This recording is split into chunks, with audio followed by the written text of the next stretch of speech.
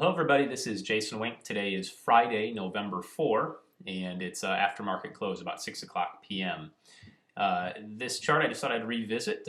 This is the S&P 500. This is a daily chart. I've shown it a couple times in past videos, and just thought it might help provide a little bit of clarity as to what direction the market may go from here forward. The lines that I've drawn in here, there's a black line that is right here up at the top. And the black line seems to be the new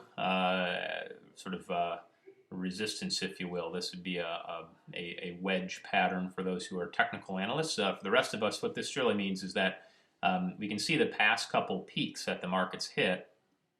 This is back in early July here. The second one here was at the tail end of July. And market proceeded to fall. It bounced around for a long time and has since rallied back up. Still down in the neighborhood of 8 or 9% from its highs. That was last week that it hit this peak just at the tail end of October. Now, I made a post that was talking about how October may be the best month in many, many years. At that point, the market was up 13.5% for the month and ended up giving up almost 3.5% of that to barely finish more than 10%. Still a very good month, but a little bit of weakness at the end. That continued into November, and so far for November, we're actually down just slightly for the month, the market that is. But we've seen some interesting activity the last few days. So we've seen these bars here, these two long red bars were two really bad days in a row, followed by two decent days.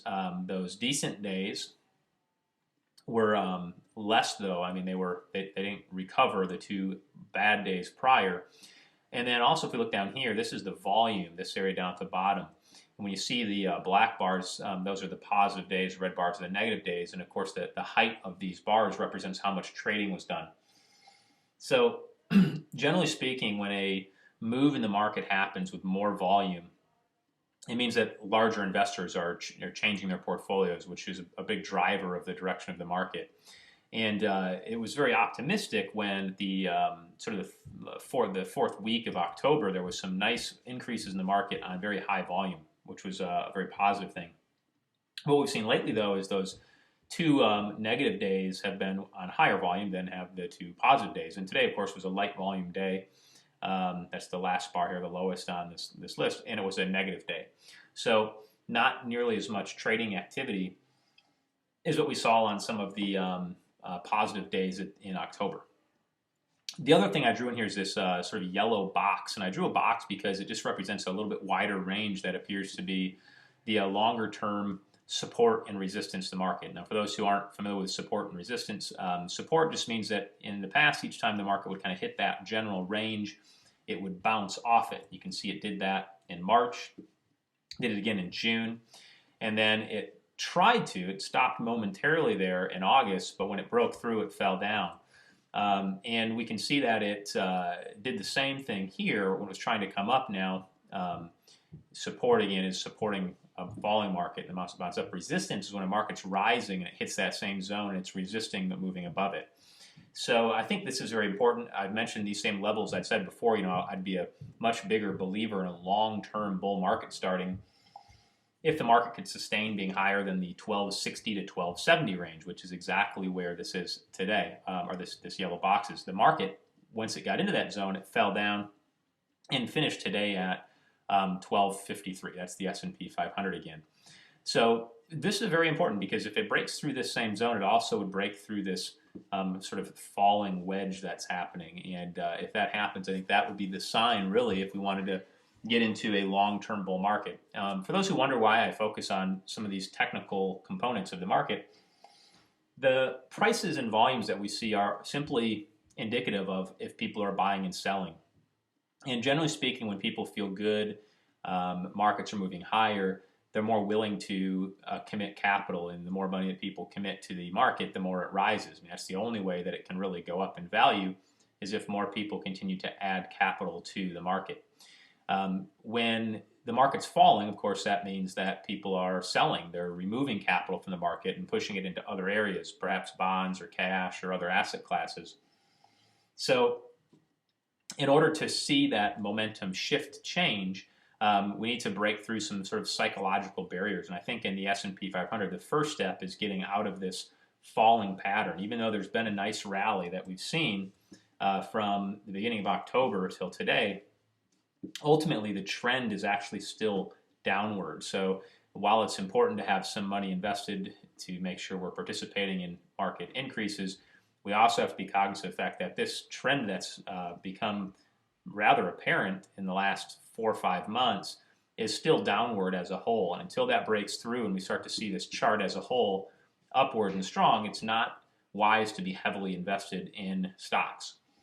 To give people an idea of what a rising trend looks like, we can look at assets that during the same time period have been much more resilient. So what I just switched this chart to was the chart of gold.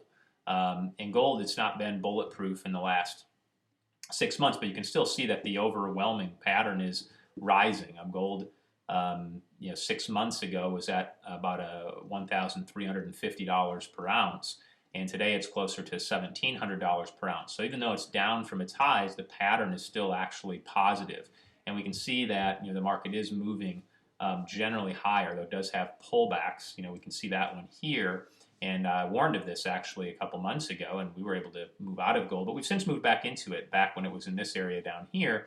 And I do feel like this is a trend that's much more comfortable for investors to be in. Certainly there is risk involved, but when we look at gold, it's not necessarily in a bearish pattern. We look at this and we'd say, well, it's coming off from its lows. It will too have some resistance when it gets to about $1,750 per ounce, but the overwhelming trend is still positive. And gold also isn't really overbought. One of the things that, switching back to the S&P 500, we can see is that some of the levels, this is at the bottom here, moving average convergence and divergence, which I've talked about in the past.